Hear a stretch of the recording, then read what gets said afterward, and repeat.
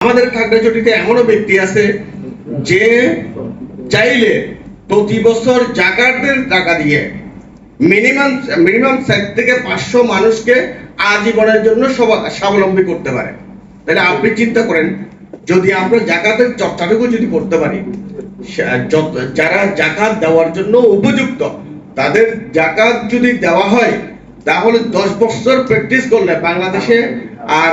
জাকাত নেওয়ার মতো লোক থাকে কিনা সন্দেহ আছে। তাহলে আমরা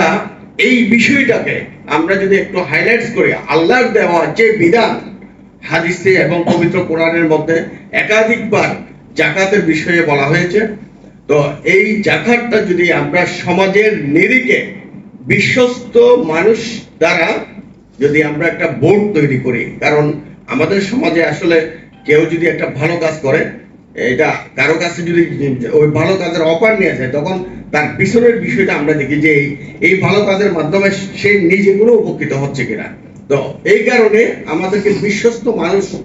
দ্বারা একটা জাকাত বোর্ড যদি আমরা তৈরি করি, অথবা জাকাতের জন্য একটা কমিটি যদি আমরা তৈরি করি, এবং ওই কমিটির আমরা শুধু এখানে আজকে একটা প্রোগ্রাম হলো আমরা চলে গেলাম,